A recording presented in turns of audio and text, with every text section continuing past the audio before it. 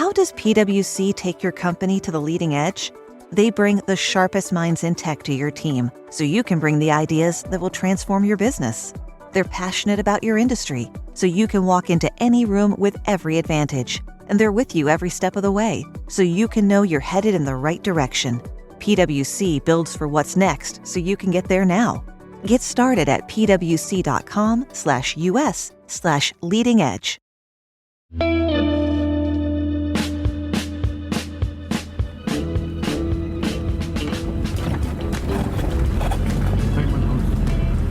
Nice. Oh, does that mean we're close? Yeah, getting close. Oh, good.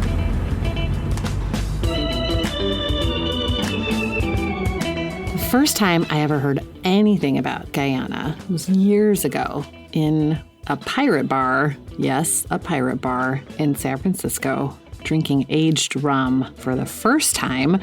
Well, a friend of mine told me about this new gig he'd gotten, promoting a small South American country as an ecotourism destination. Conservation efforts and ecotourism have been a big thing in Guyana about as long as they've been a thing, period. But now the country is known not only for its pristine rainforest and hundreds of species of native birds, but also for its burgeoning oil industry. I wanted to know whether the ecotourism folks were annoyed by the oil folks, whether they worried that having to fly into an oil boom town might dampen the ecotourism experience for people, or whether they could just sort of ignore it all. So we planned a trip to Cayman House, or as Americans might say it, Cayman House. Cayman House is an eco-lodge and research center in the heart of Guyana's Rupununi region. Unlike the rest of the interior of the country, which is mountains and forest, the Rupununi is savanna. There are cowboys there and wide open spaces, and it's way closer to Brazil than it is to Georgetown. I was excited to explore a different part of the country. And then I messed up my flight plans, and our producer, Sarah, had to go alone. First on a tiny plane to a city called Lethem, and then on a 2-hour drive in a pickup truck over dirt roads. Hello. Hi. Hi, I'm Dilin. I'm Sarah. Nice to meet you. Nice to meet you. Welcome to Yupukarian Cayman House. Thank you so much. Thank you. Cayman House is primarily staffed by members of various local indigenous tribes, which is quite common with ecotourism destinations in Guyana. The country has provided a model for ecotourism that can offer indigenous locals an income and visitors an immersive experience. Sometimes eco-lodges double as research stations, and that's definitely true of Cayman House, where they research, yes, cayman. Specifically black cayman. If you've never seen one before, they're in the same family as alligators. A lot of cayman are small, but the black cayman can be up to 14 feet long, so a little bit terrifying. The boat, a small metal one with a motor attached and some benches to sit on, heads out at sundown. The guide brings snacks and, of course, Guyana's famous El Dorado aged rum. It's humid and sweaty, and there are tons of mosquitoes. But Sarah says it's so picturesque and gorgeous, just you and all these animals around you, that none of that really matters. Have a look at the area. Okay. And then as nightfall, we will come shining. If he has a bright torch, we will come shining, looking for birds or animal, whatsoever we can see on the water top. Can I have some water before we get on the boat? Oh, yes, you are.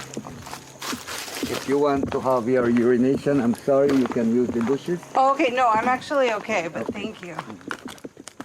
And it's not just cayman you'll see from the boat. Guyana's forests and rivers are teeming with life.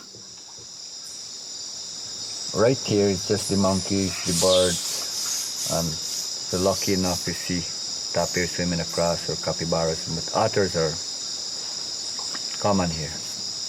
When they do spot a cayman, they pull them up to tag or check them, and sometimes they take guests along for the ride. See where I'm shining? Yeah? I switch my one and you keep shining, you'll see an eye. What is that? That's the black cayman. Yeah, that's how we do catch them, you know. Along the way, guides like this one, who referred to himself interchangeably as Josie and Jose, ID birds by their call and tell visitors all about the local area and customs. The founders of Cayman House are an American couple who lived in Guyana for a number of years because one of them was a researcher studying, you guessed it, the black cayman. They developed relationships with community members and created a library for local school children. They even started to look after the area's stray dogs, who now call Cayman House their home, and give the staff some extra mouths to feed. Guyana has about a dozen of these sorts of eco-lodges all across the country, and people come from all over the world to visit them. In 2019, Guyana was named the planet's top ecotourism destination at ITB Berlin, the largest tourism trade show in the world. 2019, that's the same year the country shipped its first barrel of oil. That honor of top ecotourism destination is one that Guyana had been working really hard to win for close to 20 years. So I thought surely there would be some concerns about how becoming one of the world's largest oil producers could impact that. But it turned out the opposite was true. That's our story today. I'm Amy Westervelt, and this is Light, Sweet, Crude.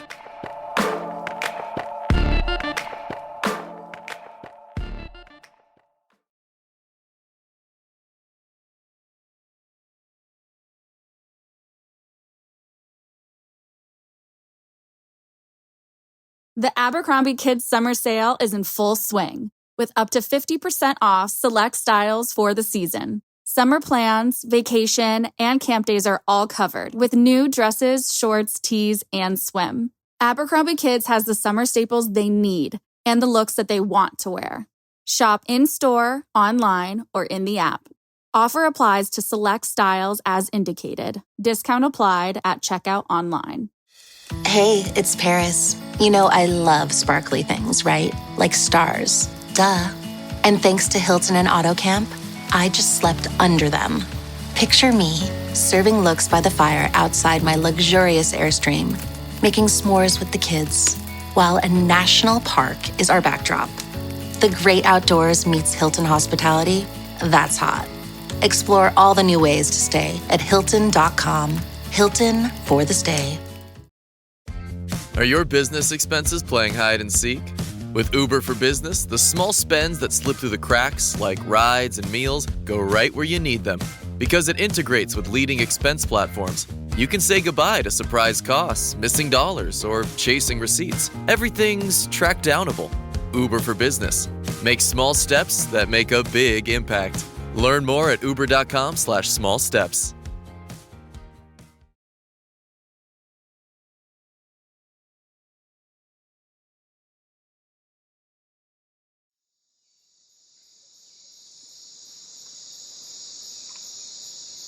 Guyana has had a well-deserved global reputation for conservation for a long time.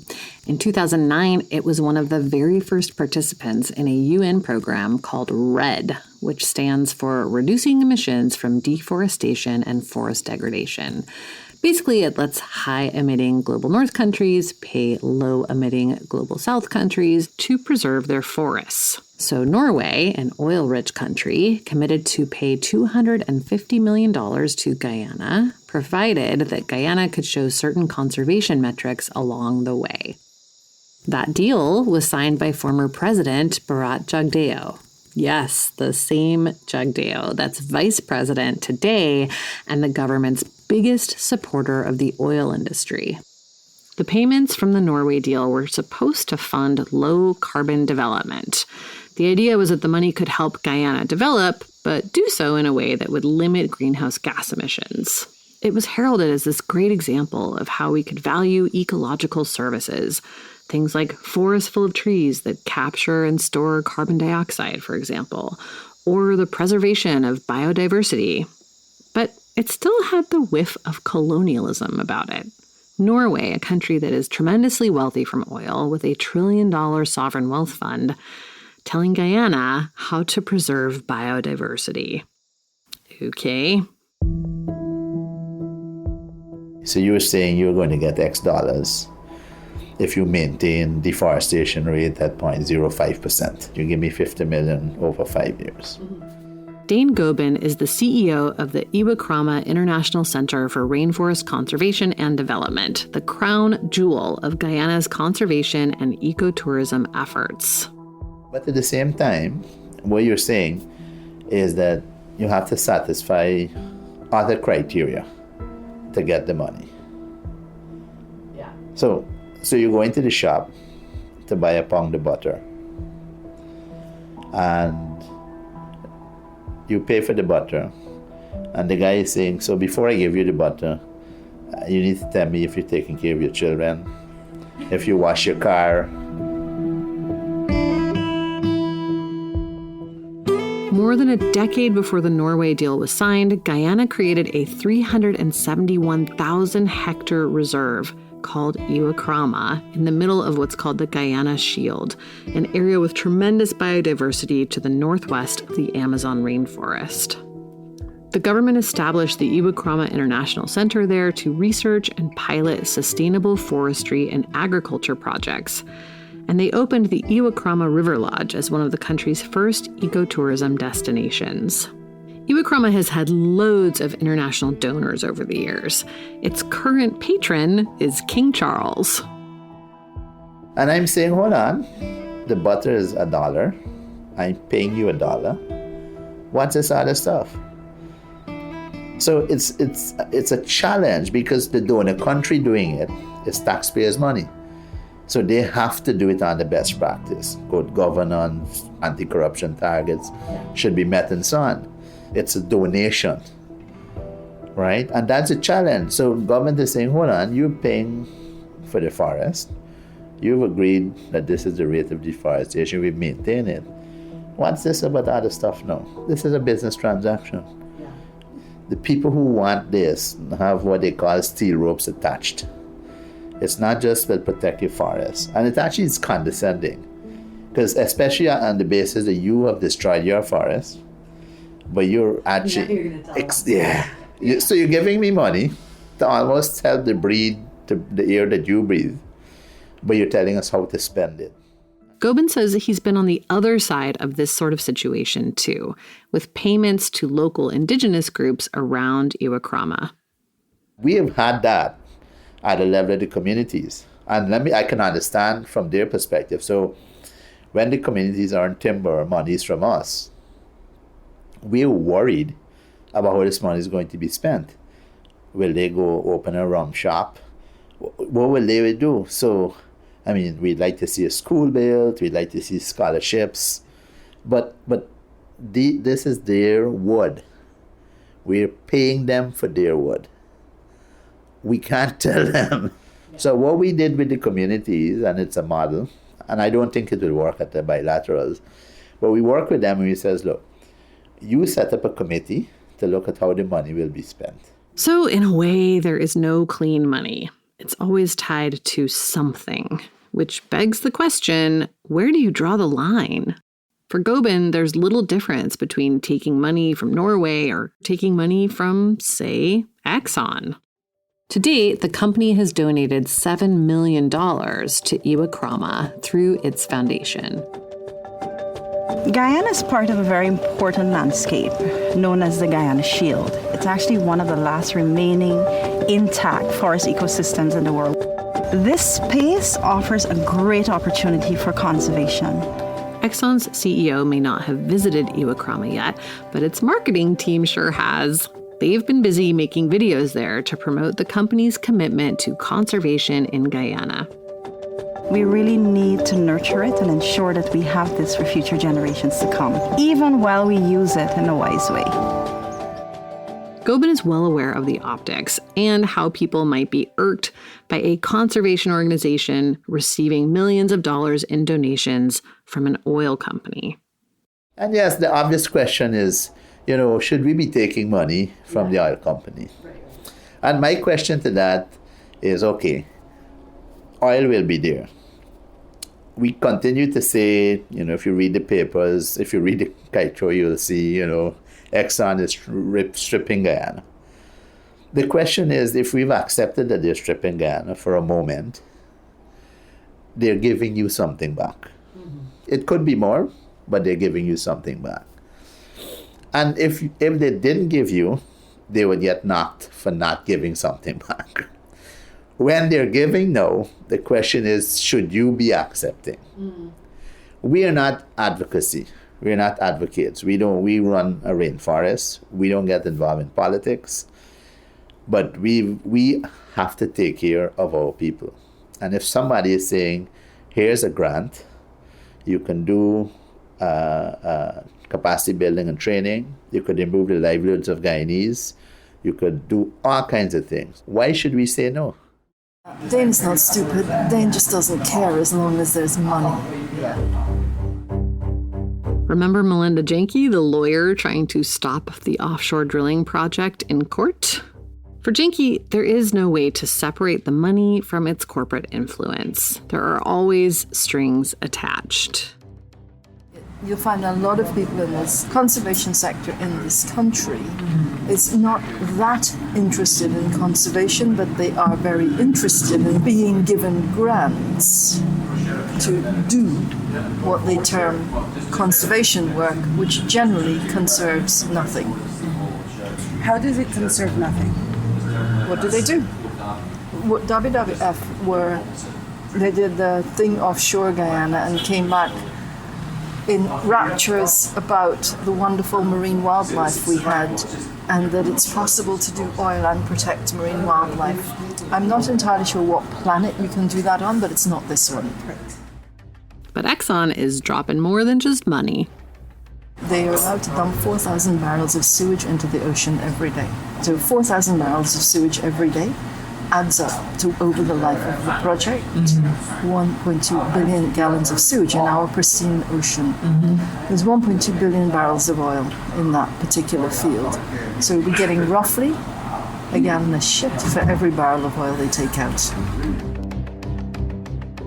Exxon's money has those same steel ropes attached as other international donors. But instead of requiring good governance and a crackdown on political corruption, they're asking Iwokrama staff to appear in marketing videos and say that Exxon is supporting important conservation efforts. Some might say they want to greenwash. This is not a personal benefit. This is a benefit to Iwokrama, its community partners, and to the nation of Guyana. And as I said, we could probably get some more. But at the end of the day, the recognition is, it's something that that I don't think people on average realize. ExxonMobil bet $5 or $6 billion without knowing what was there. Shell left. Shell was partner, and they left a few years after because there was nothing. Gobin is referring to the original contract that Exxon had with Guyana, which was signed in 1999. At the time, Exxon's exploration partner was Shell. But after the two started exploring in earnest in 2008 and didn't find anything for a few years, Shell left that partnership. Now, shouldn't they be given some kind of, recognition for that investment in Guyana? Because if there was nothing there, they would have walked away with a $5 billion loss. They stuck it out. And I'm not advocating for them. I have no interest. Actually, I would not like to see oil out there. But the reality is, you look at our healthcare system, look at our education system. Guyanese want to go to Harvard. Guyanese want to go to Yale. Guyanese want better schools, better healthcare. So who's paying for that? We heard this from a lot of people in the conservation space, this idea that oil is obviously not great for the environment, but what's done is done, and they may as well use the oil money to further conservation efforts. I really wanted to hear from the one person everyone I spoke with in Guyana told me to talk to about conservation. Hi. I'm sorry I'm early. Is it okay? Jack? That's a no-no. Good morning. Good morning. Hi. That's Jack. He reminds me of my dog. This is Peppa. Annette Arjun runs the Guyana Marine Conservation Society. She shared some similarly contradictory views while we were walking around her neighborhood near the coast in Georgetown, Oleander Gardens. Those are oleander plants, the oleander flowers, and this area is called Oleander Gardens. But because of all the old homes being bought out and demolished and replaced by these high-rising apartments, we now have Schlumberger, Exxon as our neighbors. So I always tell people, you're now coming into Oleander Gardens, which is, a bastardization of our beautiful oleander flower. So welcome to Oleander Gardens. But while Arjun seems not so thrilled at the idea that her neighborhood has been turned into condo central for foreign oil execs, she's also happy that Guyanese property owners and developers are benefiting from that change. Yeah, that's 12 going up now. These are 3. Each apartment has its own pool in the back. Wow. So those go for $5,000 US per month. Wow. And they're all Guyanese business people. Mm-hmm. And then renting out mostly to oil companies. It's all oil and gas. But that's why I was saying that they carve back in terms of local content. It gave Guyanese opportunities in the real estate market, Yeah. So this is Tracy's back here. 10 apartments there and then another 5 here. Wow. And all of them are already rented out. Wow. And I went to school with her. In Barbados? Uh-huh. So lots of young people like our age as well are getting opportunities to become, food caterers, service providers, logistics providers. Right, because they have to hire locals, yeah. Unless they can. Arjun says when she first heard Exxon was coming to Guyana, she was worried. I didn't know much about Exxon other than when there was that New York article that basically was, exposing their culture and reality of funding climate change. Oh yeah, the denial campaigns. Mm-hmm. That was the first time Exxon came on my radar. And to me, if you're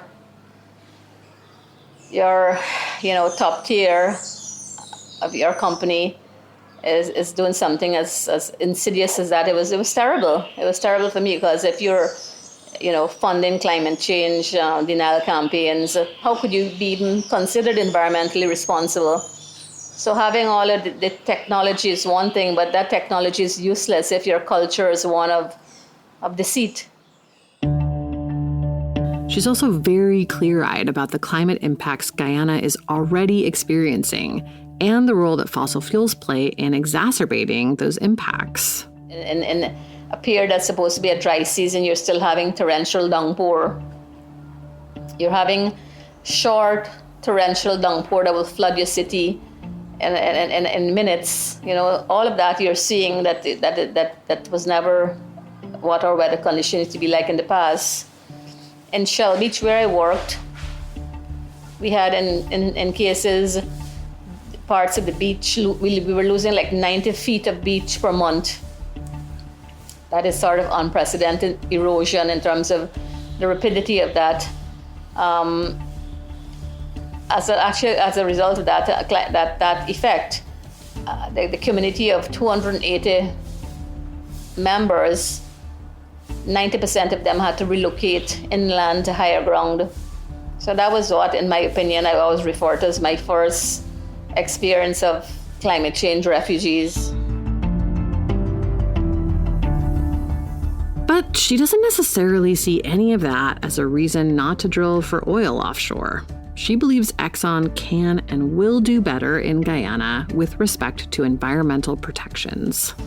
So for sure, I think Exxon has an opportunity, a golden opportunity, to do what is right by the environment. And if they don't, we'll call them out. And I think as well too that the government also has to hold Exxon accountable, because Exxon gets away with slackness if it's allowed by the administration. And she sees whatever environmental degradation oil drilling might bring as an acceptable trade-off for money that could lift Guyanese out of poverty. Although she was eventually sent to boarding school and taught to fly planes by her father, Arjun grew up in the indigenous village that her mother was from.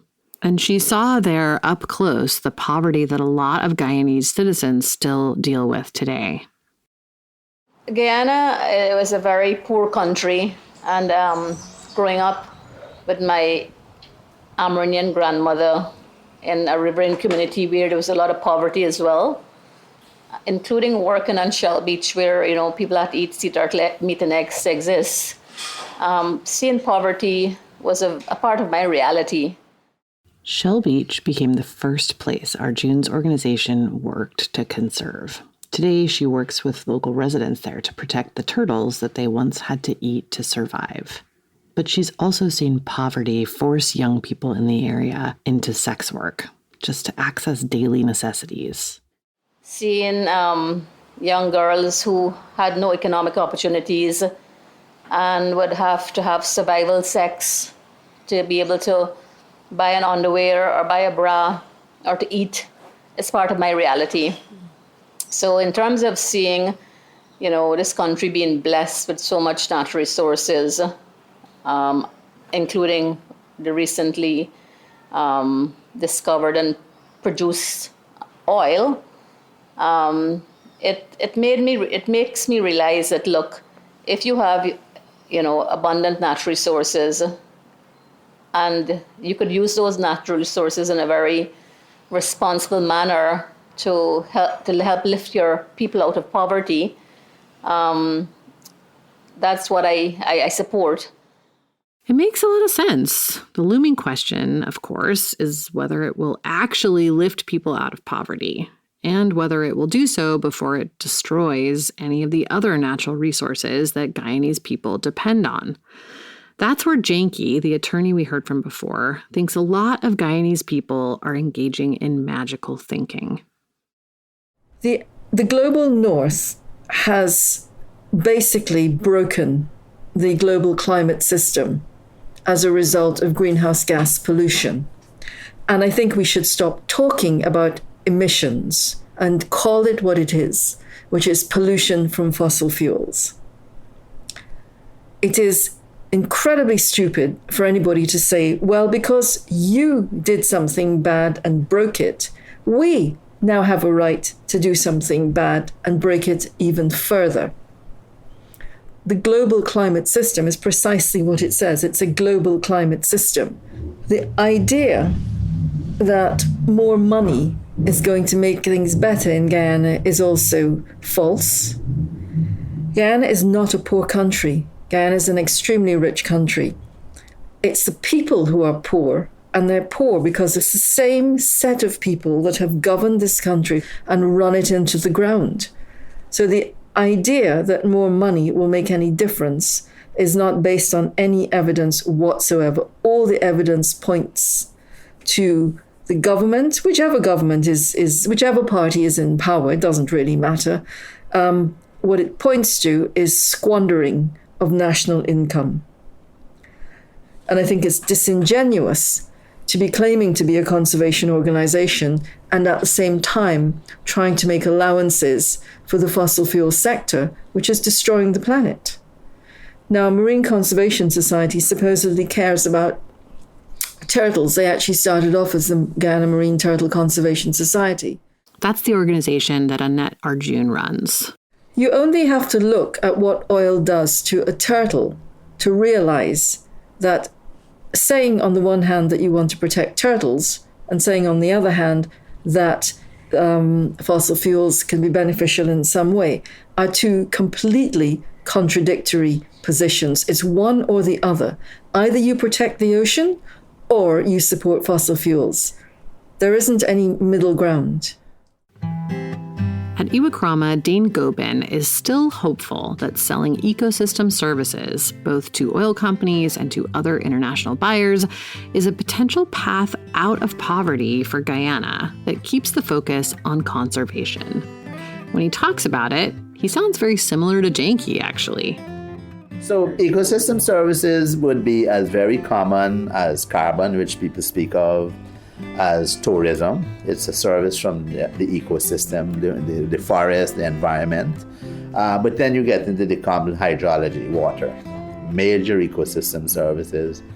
They say the next wars will be fought over water. Unfortunately, a lot of people have recognized forests for these ecosystem services, but no one can put a value in it. Now, if I got a loan from the bank, I would say we have arrived as forest managers.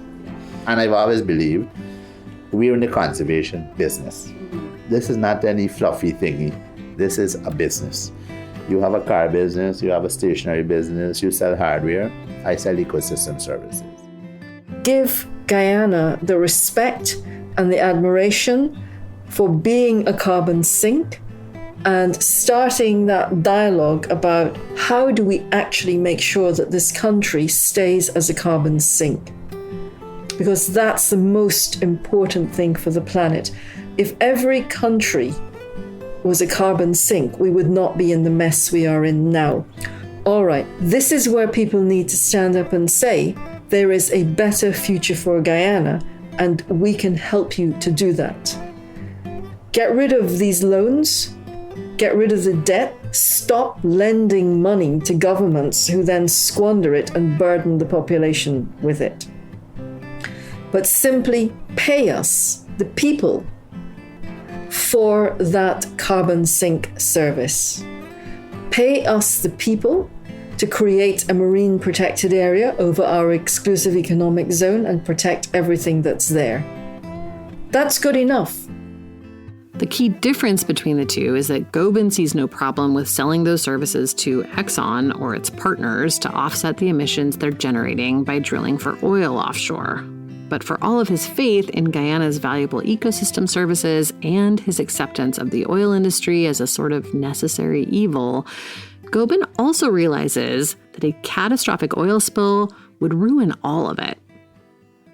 Is there any concern that something like an oil spill, for example, if it was big enough, could impact the ecosystem services? Oh, definitely. Yeah. And that's the worry. You know, the thing is, I wouldn't sit here and say it wouldn't. I also wouldn't sit here and say it can't happen. Yeah. Because chances are it's going to happen. I mean, there's a lot of evidence around that. Yeah. The data speaks for itself. You think? So, you know, again, the next best thing to that is what? Plan ahead. Prevention and planning. Plan ahead. Mm-hmm. So this is going to happen. It has happened before. It will happen again.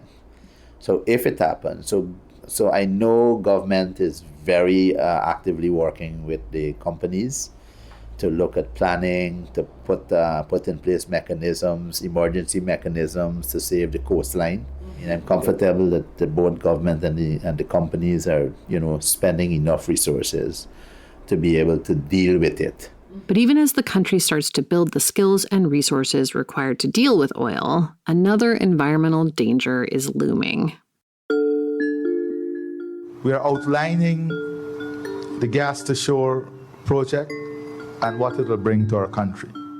That's Guyana's president, Irfan Ali, announcing a new project, one that's separate from the offshore drilling and governed by different contracts and arrangements entirely. The Gas to Energy project. Now remember, managing gas has been something of a problem for the oil companies since the beginning of their production in Guyana. It's a waste product they're supposed to be managing. Up until late 2022, that mostly meant burning it off, what's called flaring. But now that they've redesigned their gas compressor, Exxon says it's back to re-injecting the gas underground. However, the company has also repositioned gas from a byproduct to another revenue stream. Now it's being presented as a huge gift to Guyana. The gas in this phase comes to the government and people of Guyana free of costs. And as both oil companies and even some large environmental groups have done all over the world, the gas is being presented as a bridge to energy transition, a key part of the president's low-carbon development strategy. we are taking the issue of environment and climate seriously. Natural gas is far less polluting than fossil fuel in the supply of energy. So this project also is part of our climate resilience plan. Structural transformation. This project allows us to have structural transformation. And now it's time to talk about polluting again, because of course, if your problem is methane emissions, it's helpful to focus everyone's attention on carbon emissions. And it's true, gas does emit less CO2 than coal or oil, but it emits a whole lot of methane, which is a greenhouse gas that's about 80 times more potent than CO2 over 20 years. And methane isn't just released when people burn gas. It's emitted all along the way, when it's extracted, when it's refined, when it's transported, and when it's burned. The industry refers to this as methane leaks, which sounds like an accident. Oopsie.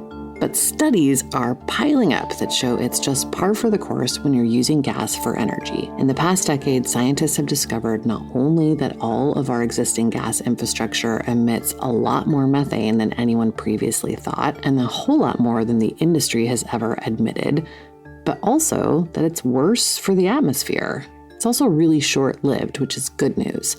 That means if we could dramatically reduce methane emissions now, it would buy us some time to reduce all of the other greenhouse gas emissions. But instead of doing any of those things, the industry is pushing the world in the opposite direction. Most recently, using the shortage of gas in Europe caused by Russia's invasion of Ukraine as justification to lock in gas for decades. Gas often gets talked about as being a bridge to renewable energy, something we can just use until there's enough renewables on the grid, or that can help to stabilize solar and wind sources. But what we've seen in reality over the past 20 years is gas being baked in as the dominant energy source. It's a bridge to nowhere. And on top of all that, in Guyana, there's the fact that there's actually a lot more gas being produced than the country could ever possibly use for energy.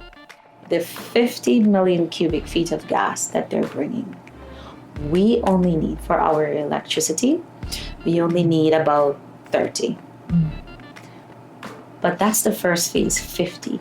They're going to be bringing 120 million. So it's 4 times what you actually use. And they are insistent, well, we need to do something with the gas, because if we don't do anything with the gas, then Exxon would have no choice but to flare it.